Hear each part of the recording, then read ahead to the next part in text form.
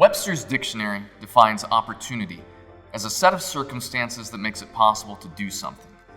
For hundreds of years, men and women from around the world have traveled to the United States, the so-called land of opportunity, in an attempt to improve their lives and the lives of their families. In 1862, the Homestead Act granted 160 acres of farmland to almost anyone willing to pay a $10 filing fee. Though opportunities such as that no longer exist in the 21st century, one could argue that due to the growth and power of technology, the entire planet has been transformed into a world of opportunity. Today, we're going to give you tools to help you succeed in this new world. My name is Christian Moran, CEO and co-founder of the Expand Institute. The mission of Expand is to educate and prepare the world for emerging technologies, the effects these technologies will have on society, and to demonstrate how you can seize the opportunities these changes will present to benefit yourself, your loved ones, and all of humanity. Our sister organization, Granttown, aims to build a community that serves as an example of exactly how this can be achieved, how every person can be free to pursue their passions and interests, all while contributing to their community. We believe this can be achieved by putting greater thought into how we can use technology for a higher purpose, to create a world in which every human being has the opportunity to create the life they want for themselves. You, me, all of us will experience great trials and tribulations as we move deeper into the 21st century. A period of change so radical that I can promise you your life 20 years from now will be more different from today than today is from a century ago. Vertical farming, lab-grown meat, self-driving cars, fusion energy, quantum computers, the metaverse, artificial intelligence, robots. The power of these technologies and the rapid pace of their growth will be too much for most people, but not for you. You'll be prepared for the times ahead and the opportunities they present. Einstein once said that in the middle of difficulty lies opportunity. Alex Changho, one of the chief architects of the program you're about to undertake, once told me a story about two shoe salesmen that two different companies sent to a remote part of the globe. The first salesman contacted his company saying, "There's no market here. No one wears nor has any need of shoes." The second salesman said, "No one here wears shoes. Send me as much inventory as you can." This story represents one of the things Expand wants to impart to you. Not what to think, but how to think in the 21st century. Through this course, you'll discover how to recognize the opportunities that surround you and seize them. You'll learn from 5 experts how to analyze and filter information in an increasingly noisy media, how to realistically set and achieve goals, how to build, develop, and nurture positive relationships, how to react when you come across obstacles and adversity, and finally, we'll discuss some of the technologies that lie on the horizon, the effects they may have on our society, and the opportunities they present, at least for those who can see them. By the end of this course, you'll have expanded your thinking, so you can be prepared for this exciting time of rapid change and progress, and be ready to seize the opportunities coming your way. Work with us and expand. Thank you. With me right now is Dr. Armin Ellis. Armin is formerly of NASA's Jet Propulsion Laboratory. He's the founder of the Exploration Institute. He's the co-founder and president of Expand Institute. Armin, thank you for joining us today. In this module, we're going to be discussing technology and several technologies that will be emerging in the coming decades that we think you should be aware of and should be thinking about. Armin, this is the year 2022 as we're filming this. Who knows what year you're watching this in? As it stands in 2022, what technologies are coming down the line that you're excited and concerned about? Yeah, Christian, I think what's really important is for people to appreciate the context of why technology matters in their lives at all. Right. And I think that when we're planning our lives, when we're thinking about the future, technology is almost a part of the landscape. We've got to appreciate what's coming down the road, what's going to be changing our paths through life, and so on. And so a fundamental appreciation of the direction of technology, it's pretty crucial, I think. Right. A few hundred years ago, maybe technology wouldn't have been as important because there would have been an era named after the steam age. Right. There would have been an era named after other technological developments. I mean, jet age, or looking even further back, the Bronze Age, and so on. Now, an entire epoch of human history would have been defined by that one technological progress. Right. Today, we've got so many technologies that are about to really create a massive impact on the way that we live, on the way that we conduct commerce, on the way that we interact with one another, and possibly even think of ourselves as human beings. So with that context, I think that we've got to be prepared for not just one technology to change things, but many technologies to have a significant impact on our lives. And to my mind, something that I don't think many people consider is that civilization and technology have kind of risen in parallel with one another.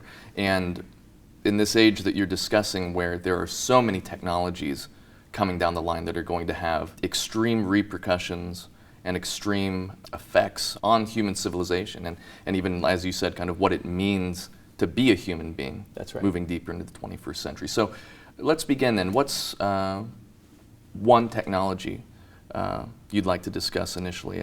Well, maybe a good place to start is by thinking about transformative computation. Okay. Transformative computation, I think, is one of those areas that we've seen have a massive impact on society already, right? Information age happened because we had the computational infrastructure to allow it to happen. Right. And that computational ability is going to get much more efficient, it's going to get much more advanced, and when you meld things like artificial intelligence and machine learning along with the hardware development, you're going to see some very, very interesting developments. Let's think about quantum computing. Okay. Quantum computing has been the holy grail for the way that we can conduct very complicated modeling and decryption for a long time. We've wanted to do this because it gives us this extra bit of power to be able to simulate things and understand the data a little bit better than we've ever been able to. Right. Well, in the last few years, quantum computing has become real. Okay.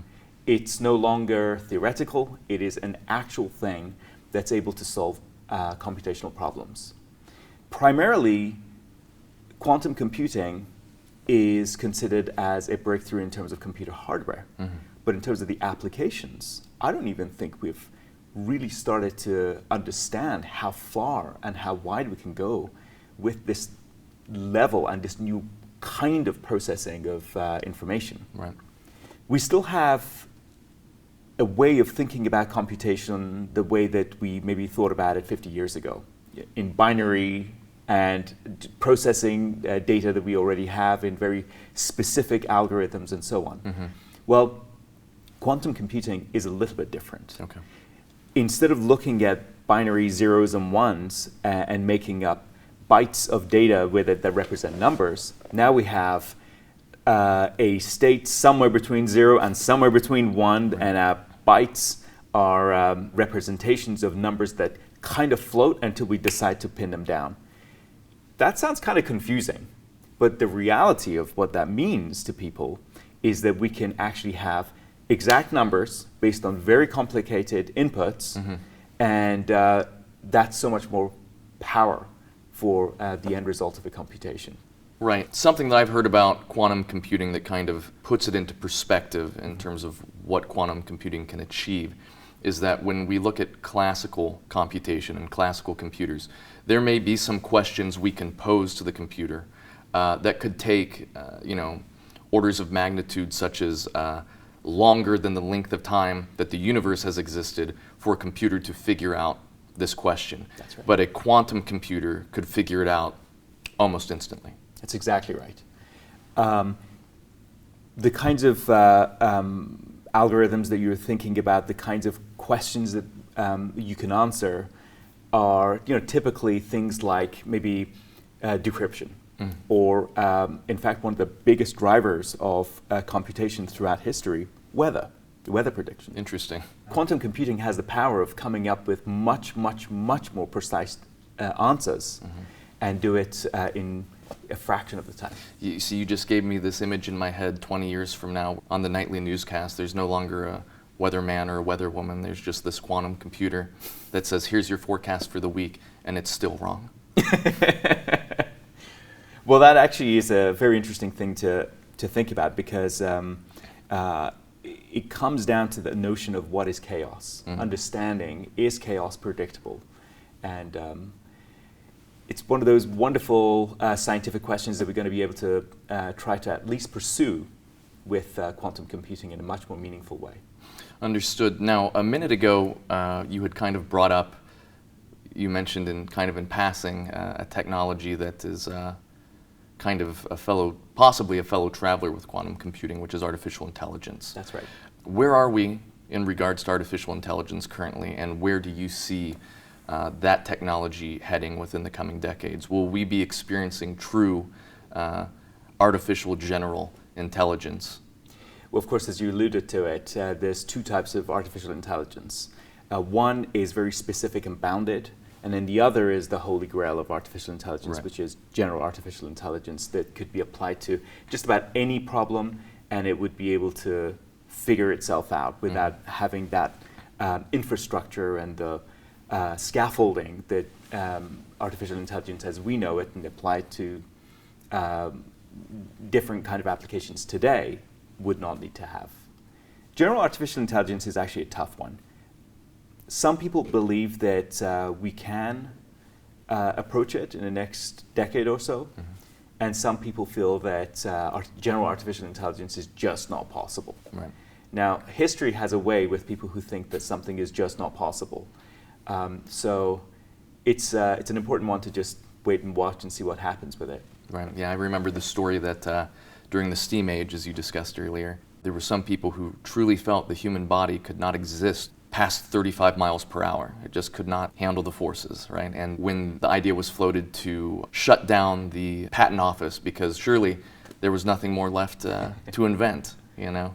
When we speak of artificial intelligence, one of the things that I've been very concerned about, and you and I have had many conversations with this, is the idea of kind of technological unemployment, right?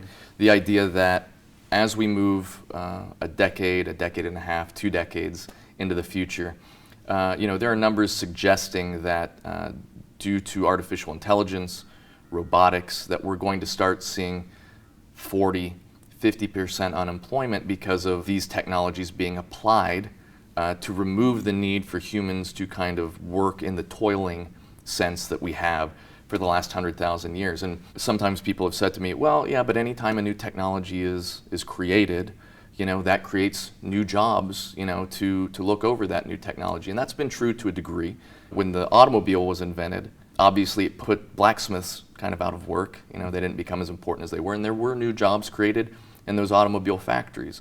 But the thing to me that is very different, particularly about artificial intelligence and robotics, is that they are specifically made to remove the need for human beings to be involved in that work for the most part. What are your thoughts regarding future applications of artificial intelligence that people are going to begin to see in their daily lives over the next few decades? I'm not one of those people who feels that technology should be developed for the sake of technology. Right. I think that technology should be developed for the purposes of supporting civilization in a way that's meaningful and fundamentally supports personal growth and development and fulfillment for individuals. I think that's a very important way to frame why we develop technologies. If artificial intelligence is a tool for us, if it's able to help us as human beings live richer lives, then I'm all for it. But if, on the other hand, artificial intelligence is about taking away jobs that are meaningful to individuals, well, I have to pose the question, why are we doing this? In terms of impact of artificial intelligence, I think that there are a number of areas that I'm highly supportive of. Right. I think that artificial intelligence should be applied to scenarios that are perhaps enabling more complicated processes to take place that human beings would otherwise not be able to participate in, would be too dangerous for them, would be too dirty for them, would be too repetitive for them, that kind of thing. And this is definitely an area that there's a lot of commercial interest in sort of making sure that progress is made in those areas. Understood. You brought up something, I guess, that again, that we've discussed before, the idea of trying to think about not technology for technology's sake, but can we develop and use technologies for a higher purpose, right? To make life better for human beings. And I think that's a lot of what we're doing within Expand and with Granttown in general, is posing those ideas of how we can use technology for a higher purpose.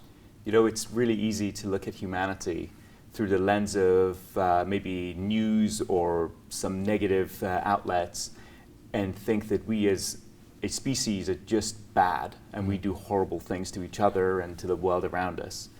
But there's actually another side to it that isn't as readily reported, which is how incredible we are and what the potential that we as a species have. We could do some really remarkable things. We are capable of loving more, living more, being more present, being able to help one another, exploring more. And if we're careful, technology could be a tool that allows us to live that kind of a bright future. Absolutely. Before we began, one of the things on your list of potential talking topics was kind of synthetic biology and biotechnology. What are your thoughts regarding this type of technology? I think synthetic biology is an incredible area of fundamental research and development at this time. It's really hard to predict where we're going to go with it. Mm-hmm. On one hand, we're able to look at human biology, specifically cellular biology, and try to get a little bit more insight as to how we age, how diseases develop, how diseases could be perhaps reversed and annihilated. I mean, these are all really, really fundamental and good things. In addition, there's ways that we could use synthetic biology to build new things, create completely new ways of living. There's a professor at Stanford who's working on developing a new kind of seed that you can design, plant it in the ground, and instead of turning into a tree, it turns into a house that you've pre-designed. Wow. It has that kind of potential. I mean, it sounds out there, yeah, right?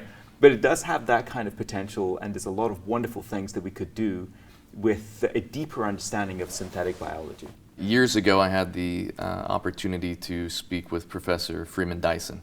What you just brought up reminded me of something he said to me once, which was this idea that we could potentially create solar energy through forests that we have bioengineered. You know, plants, trees, they take in energy from the sun. That's how they survive. And his idea was, why can't we bioengineer a forest to produce all of the energy that we need? Of course we can. Yes. My concern isn't so much about whether we can, it's about what happens when we don't think through quite the ramifications of the things that we do, because we can't. We can't predict all the outcomes. And we do something that's not so good. Could you give us possibly an example of what you're talking about? Well, you know, they say the road to hell is paved with good intentions. I know of some scientists in this synthetic biology area. They had this wonderful idea of developing a new kind of bacteria that would break down cellulose, break down wood chips and stems from plants that were not useful in terms of food and that kind of thing. And you would put them into a bioreactor, throw this new kind of life form on top of it, and it would eat through it and turn the wood chips into ethanol. Well, that sounds like a wonderful idea, right? Well, what happens if you take this bacteria and throw it onto a house? Well, the house now turns into ethanol. That's not a good thing. Right. But there's this inherent quality that a lot of us engineers and scientists have, which is optimism and passion for what we do and seeing the world better than it actually is today. It's a driving force. Well, that's the wrong mindset to look at the negative things that could come out of it at the same time. So I think we need to be able to have this careful view that balances this optimism with a sense of what could potentially go not the way we intend for it to go.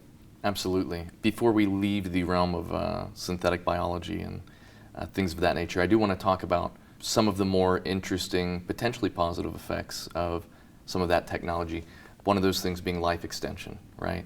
And kind of longevity and youthfulness. And I'd like to get your thoughts on that, but I also want to say that it brings up an interesting possibility again in terms of what is a human life.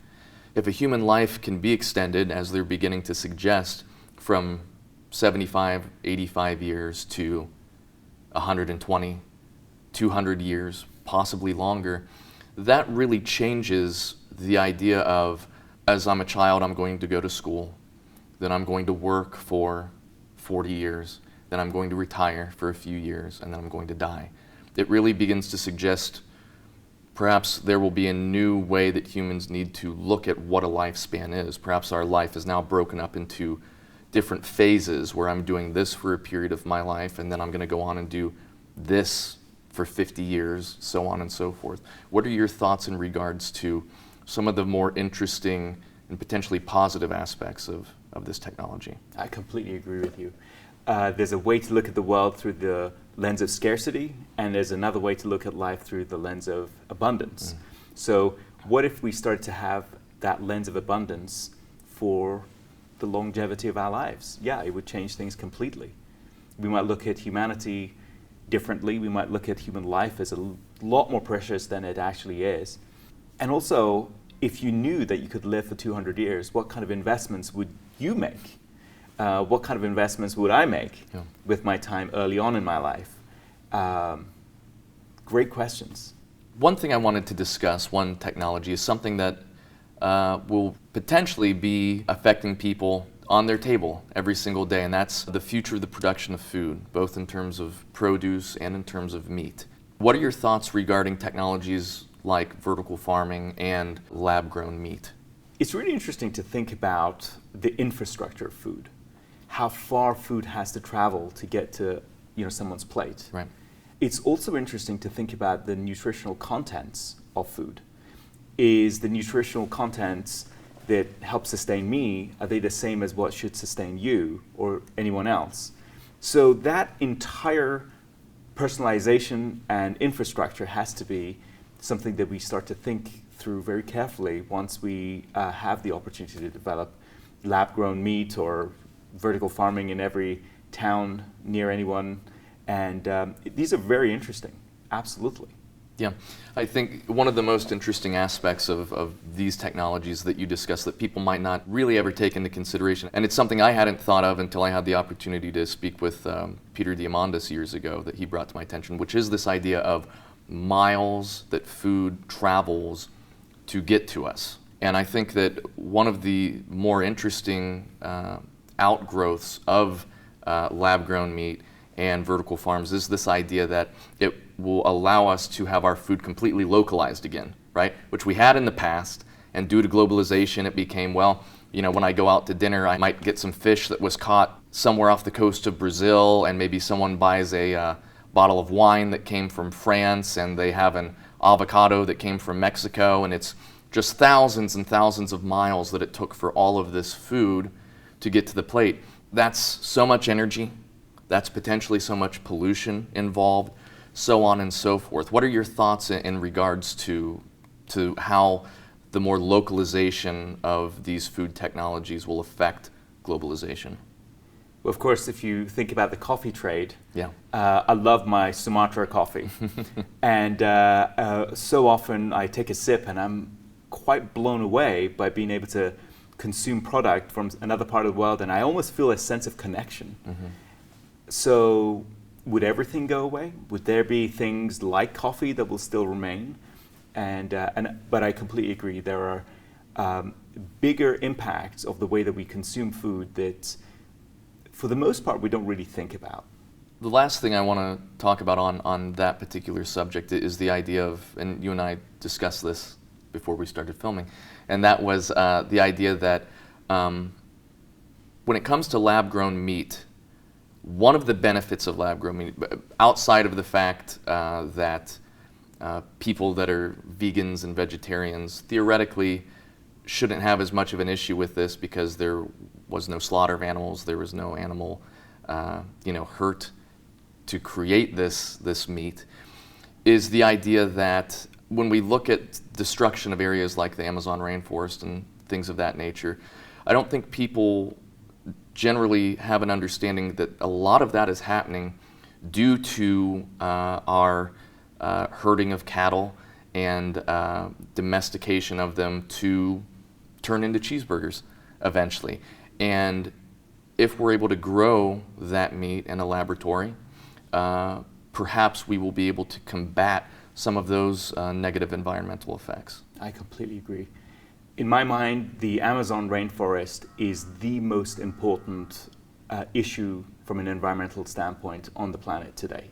And I feel that when you really think about why we're destroying the Amazon rainforest and come down to things like beef, hamburgers, is that really a good trade we're making? I don't think it is. I think if we had realized quite the extent of the damage that's going on down there, people would probably make different choices. So I'm all for the idea of lab-grown meats if it's going to prevent us from damaging the Amazon rainforest. However, just like any technology, there's going to be a growing period of time. We're going to figure out things that were unintended. We're going to figure out things that perhaps nutritionally were not as good as we thought they would be. Taste-wise, I think we already know that the taste still requires more work to be on the same par as a regular hamburger. So yeah, there's a growing period, but I think overall it's a good idea to not chop down any more of the Amazon rainforest. Let's take a moment to talk about energy. What are your thoughts on, I guess, some of the technologies most people are aware of at this point, like solar energy, and some of the other energy systems that maybe people aren't completely aware of that are going to have an impact moving forward? I think solar energy is going to continue to generate more and more electricity, because actually what's really interesting is that the cost to generate 1 watt of power is dropping with solar. This is really a breakthrough in materials technology and also manufacturing processes. So I'm very optimistic about the way that solar can provide more and more energy for people. Also, the distributed aspect of it really helps with infrastructure and so on. The other interesting area that is worth thinking about for a moment is nuclear energy.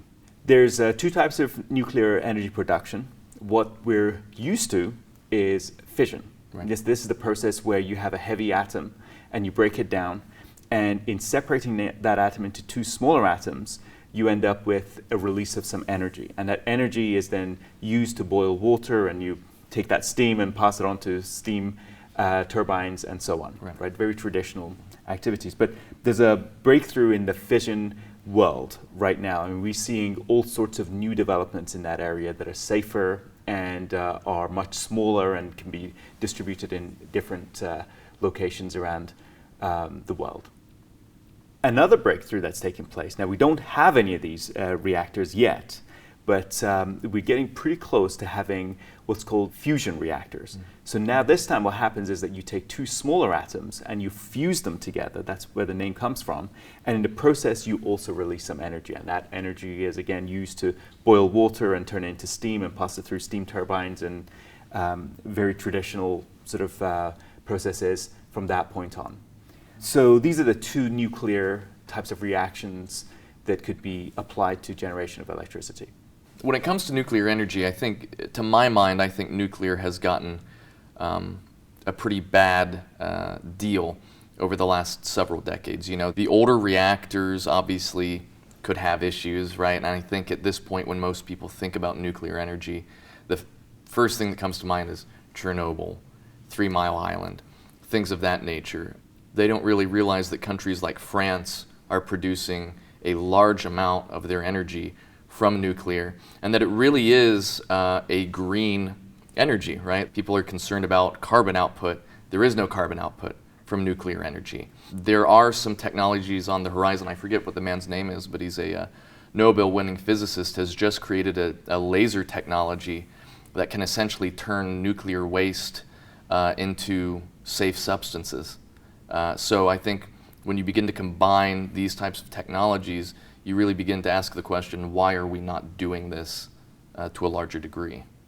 again, it comes back to that discussion from earlier that when a new technology is developed and when a new technology is deployed, all sorts of things are going to take place that we might not be able to predict. You know, we may have had good intentions with nuclear energy, but in that maturation process, there were various mistakes that were made, disasters that ensued, and so on. We hadn't quite mastered how to control that kind of a reaction in ways of creating safer power plants and so on.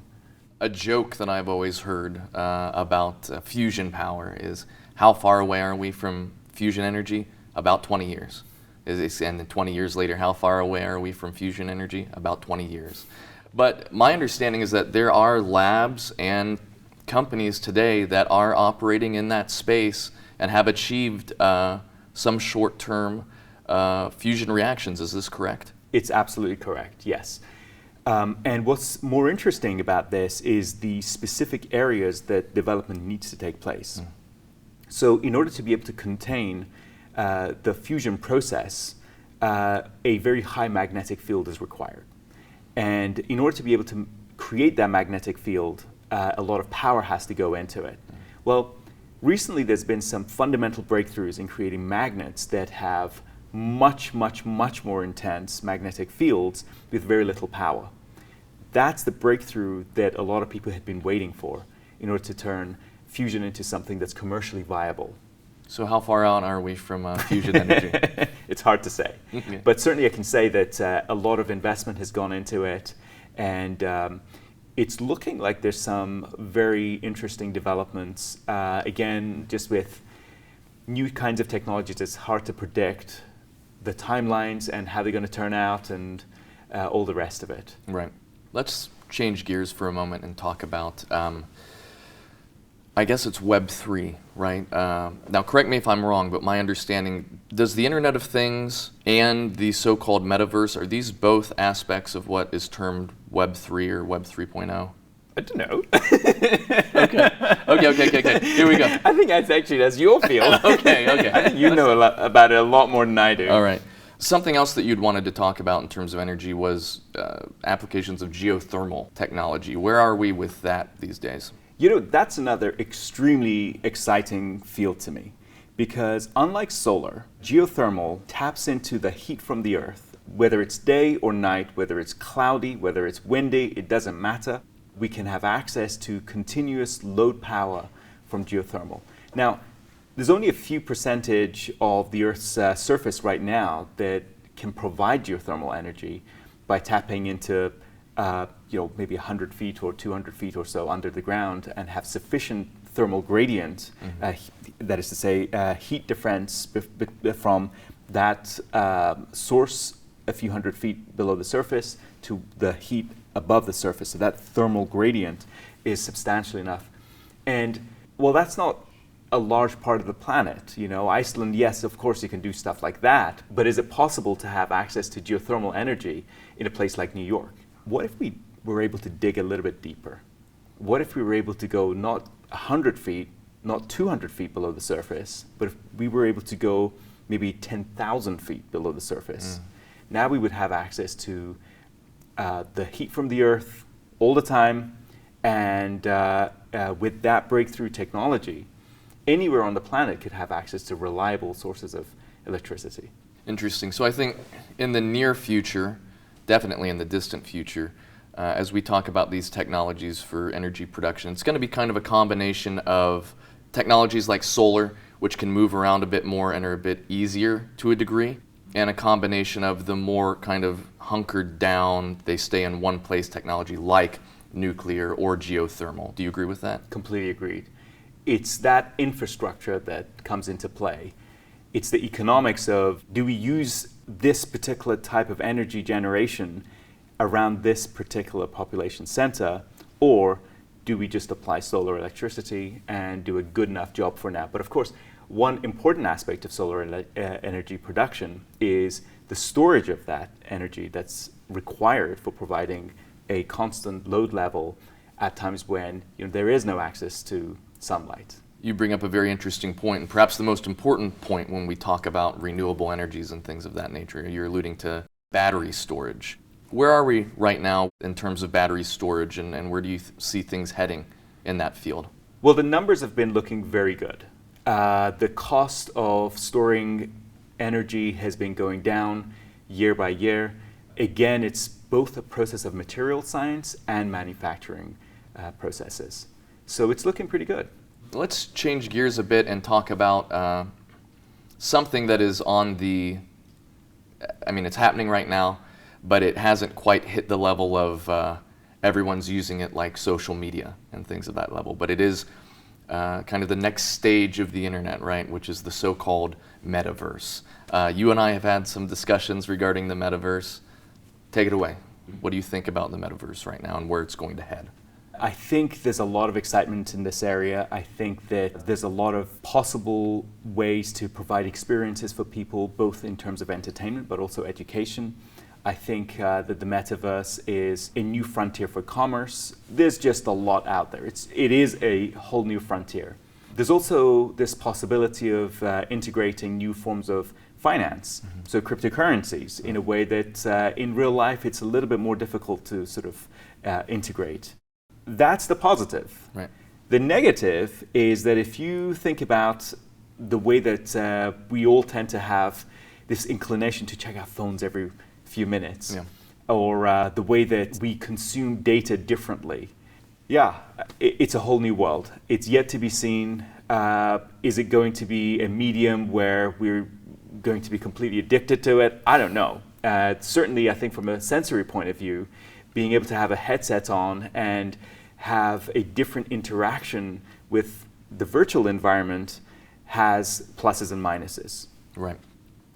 Currently, again, this is 2022, I see a lot of people, when the discussion about the metaverse begins, saying, this is a solution to a problem that does not exist. Why do we need the metaverse? Why do I need to be in these virtual worlds? What am I gaining from it?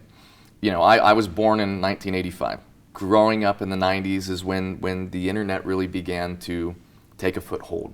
And I can remember, growing up before, having the internet, and I also remember people saying once the internet began to kind of grow, emails. Why would I send an email? First of all, what is an email? Why do I need to send an email? I can go to the post office. The internet's just a fad.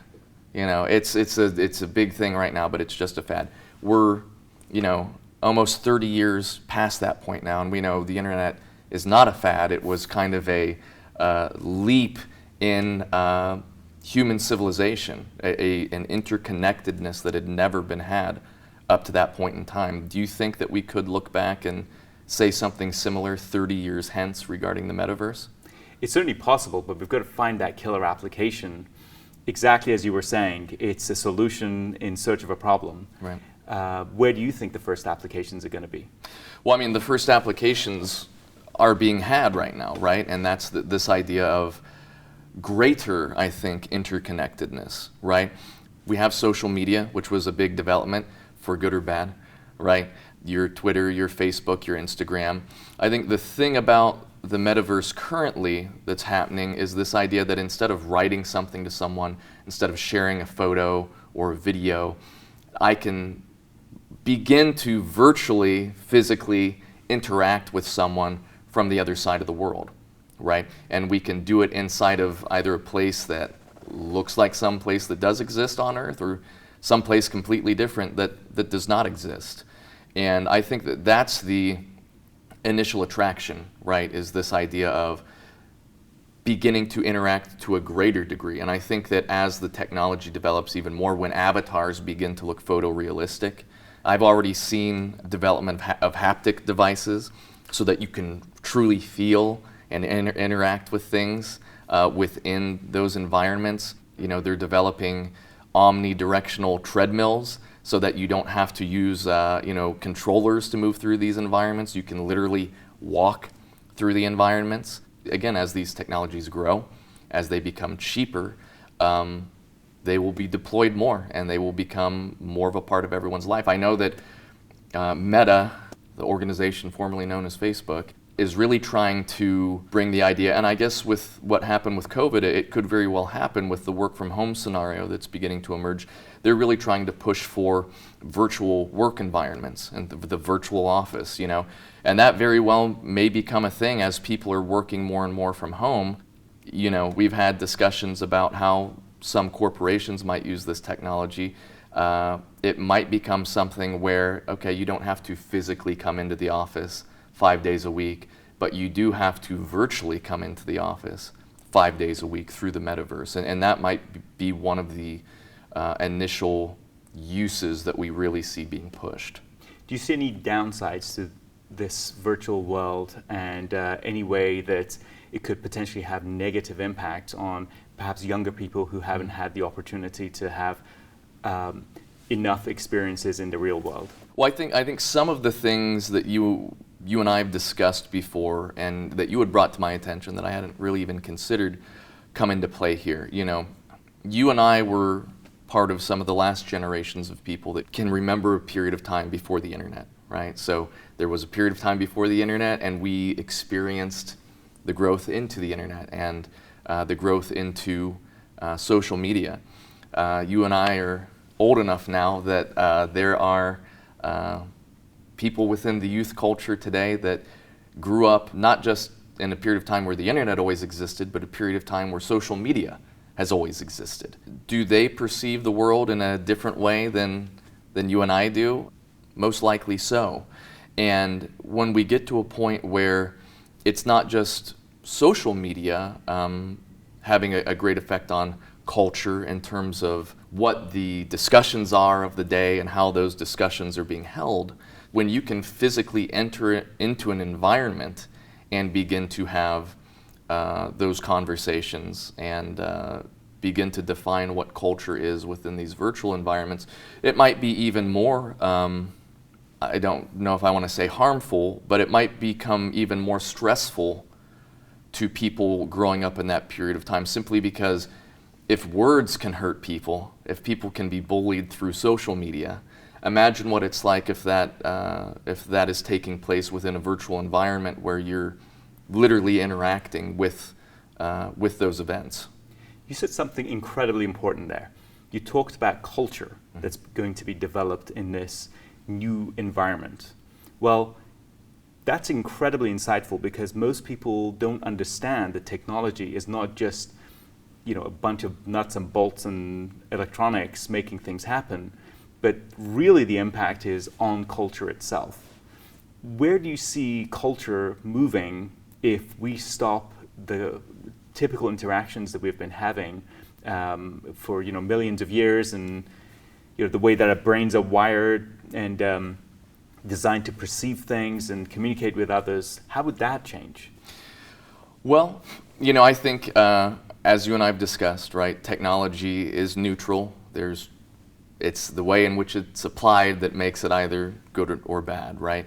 To begin to answer that question, I'm going to say something that I've said to you before, which is the idea of potential answer to the Fermi paradox, right? The Fermi paradox posits, theoretically there should be, I think you would know this better than I, but the mathematics say that there should be highly intelligent civilizations across the cosmos, yes, and that theoretically we should have had some kind of communication at this point or interaction, but we haven't that we know of. Why is that? That's the Fermi paradox, and there are all kinds of potential answers to it. And the answer I find possibly most interesting, and that we may begin to see play out within our lifetimes, is the idea that when a civilization becomes technologically advanced enough that they can create virtual worlds, instead of going out into the cosmos, they begin to retreat inwards towards these virtual worlds. People begin to spend most of their time in these virtual worlds that at a certain point, when we take technologies like artificial intelligence and things that we're discussing, if you can enter into the metaverse and say to the computer, create this utopian vision of what would be a perfect reality for me, would people be interested in the outside world at that point? Or would they be more interested in living whatever virtual life that they have? That's kind of a more extreme example, but I do think that there's this idea of VR right? Virtual reality, AR, augmented reality, and what's beginning to become called XR, which to my understanding is when the virtual world and the physical world begin to become intertwined in kind of one, right? Some examples of that might be, in 10 years' time, when you're wearing your augmented reality glasses, and you're walking through your home, you see some NFTs that you purchased hanging up on your walls. You're inviting your family over. You live in Tokyo and your family lives in Brazil, but you're having a nightly conversation with your family that's sitting there in your living room, and it's all happening through your XR glasses and things of that nature. So, as we've said, these technologies can be used to bring people closer together. I think that's what human beings throughout civilization have been looking for, is some kind of greater connection. And these technologies can bring us closer together, shorten distance, shorten time even to a degree. And those are the potential positive applications of these technologies. One thing that you had said to me before that I had not considered, and that is very interesting to me, is this idea that still today the internet is, and certainly when it was developed, it was open source. It was this idea that anyone can, if you had a computer and you could, get onto the network, you can get onto the internet, right? Maybe websites were centralized to a degree, but the internet itself was decentralized. And you had brought up something to me that I had not considered before, which is that once we get into these virtual worlds, the metaverse, whether it's, the metaverse is not one area yet, it might become that, but there are different platforms, right? Who makes the rules for what goes on these platforms? Who makes the laws? Who follows through on judgments on how a person can or cannot act within these platforms? They will be more centralized. The metaverse will, it appears, be inherently more centralized than the internet was originally. What are your thoughts on that? That's exactly right. You could be interacting on the internet, whereas on Facebook you are bound by what Facebook decides is the right way to interact with the Facebook platform, right, or Twitter or Instagram or whatever. It's important to appreciate that the metaverse is one of those platforms. It is an open source environment where you're free to have any level of creativity that you personally want to have. Armin, the last thing I want to discuss with you is something that you have worked on for years and still work on every day, and that is space and space technologies. What can we expect in terms of development of space technologies, and what applications, what effects are they going to have on the everyday human life? What I'm extremely excited about is that the cost to launch a single kilogram of payload to space is dropping. Mm-hmm. With that, we can start to build infrastructure. So for a long period of time, the cost to send anything to space was very, very high. And so what does that do for commercial interests? What does that do for entrepreneurial endeavors? What does that do for maybe nonprofits who are interested in observing the planet, and government access and so on? Well, not a lot, mm-hmm, right? If the cost to access space is stagnant, so are the applications. But with this decline in the cost to access space, we're now able to think about things in a much more creative way. So there have been companies like SpaceX and Blue Origin that I think a lot of people have heard about already. They're really championing this reduction in cost, and now we can realistically think about private space stations. That's great. What do we do on a private space station? Well, we can start to do scientific experiments, but much more interesting to me is this new application of space manufacturing. So you can start to manufacture things in space that have unique qualities and then bring them back down to Earth. Things like semiconductors that could be grown with much higher purities in space, and then you bring them down and it supports a whole series of industries and provide new capabilities. With lower cost access to space, we can deploy constellations of spacecraft that can monitor everything around our planet, let's say from weather to seeing what's going on in different regions of the planet, understanding the environment more. There is just a whole new set of applications in terms of internet provided from space. So Starlink is probably best known. There's Kuiper, there's OneWeb, and there's others as well. Being able to tap into the internet from anywhere on the planet, well, that's kind of a great thing. I mean, it's potentially we're looking at expanding the distribution of information so that more people can participate in the global conversation. I think that's a really good direction. What I'd love to see in the longer term is human beings having more access to space. People from different walks of life being able to go to space, have that experience, have that transformative overview experience, overview effect, and come back and share it with other people. I know many people who've been to space, and my goodness, the stories you hear, it just makes you want to go yourself and experience it firsthand. And then beyond that, it's the idea of being able to have space settlement in places like the moon and on Mars, and branching off human civilization in interesting and creative ways, providing opportunities for people who are excited about moving to a new world to do so. I honestly can't think of too many more exciting things happening right now than this promise being slowly fulfilled. One thing I want to get your opinion on is something that's interesting to me. It's going to be very difficult to achieve, but I think we're kind of potentially in the infancy of it, and that is asteroid mining. And I think that the thing that's so interesting to me about it is, we're trying to move into this era of renewable energies, and we're trying to get away from carbon emissions and things of that nature. And so to do that, we're mining, to reach these minerals, to build batteries and so on and so forth. And in doing so, we're now creating new problems that we hadn't really had before because of the environmental destruction that's happening because of mining for these new minerals that we're trying to get. Mining them on asteroids could potentially help us, again, mitigate more environmental damage and concerns. What are your thoughts on this?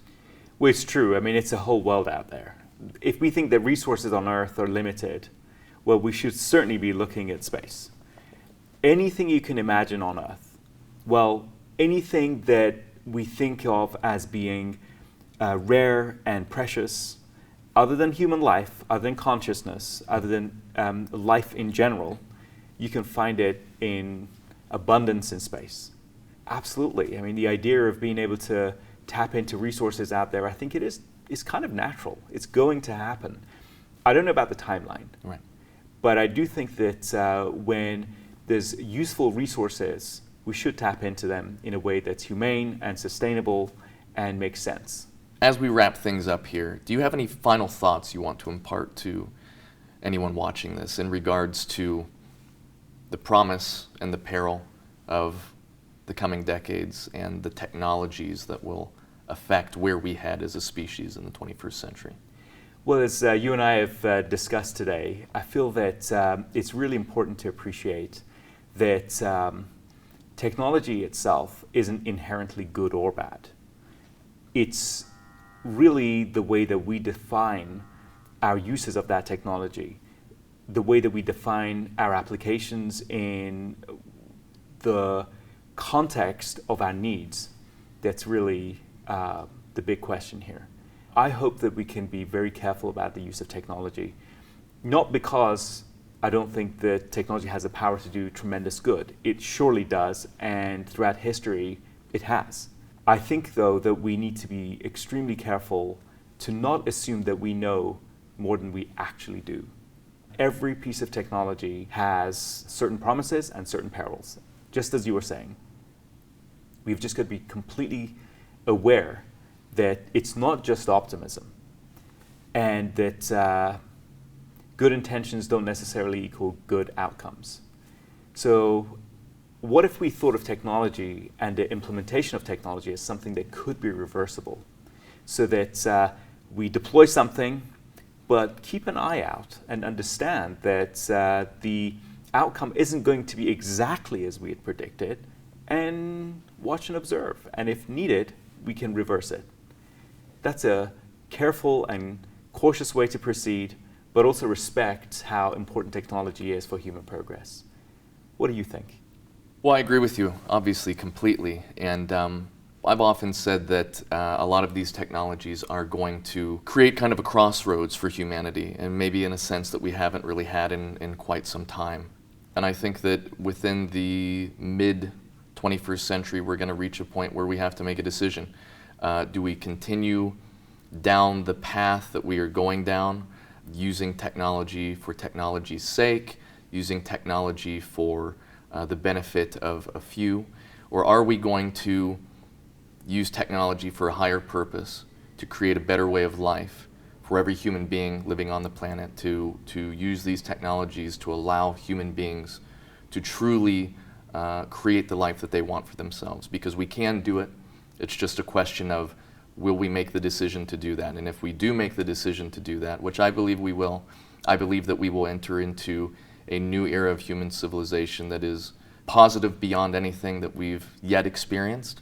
It will have its troubles, it will have its perils. All eras of history do. But it will certainly give us the opportunity to enter into a new phase of existence, I believe. I think it's really important that you say this, because in order for us to be able to move in that direction, it has to be done with consciousness. Right. It has to be done with the realization of what we actually want to achieve in our lives. What do we want to do for ourselves, what we want for people around us, what we want for humanity as a whole. And without consciousness and without thought about the direction that we choose, the chances are that we're not going to move in a positive direction. Having said that, if we do make a conscious decision to move in a way that's beneficial to everyone and create a life that's abundant and enjoyable and fulfilling, then yeah, absolutely, technology is our tool. Armin, it's always a pleasure.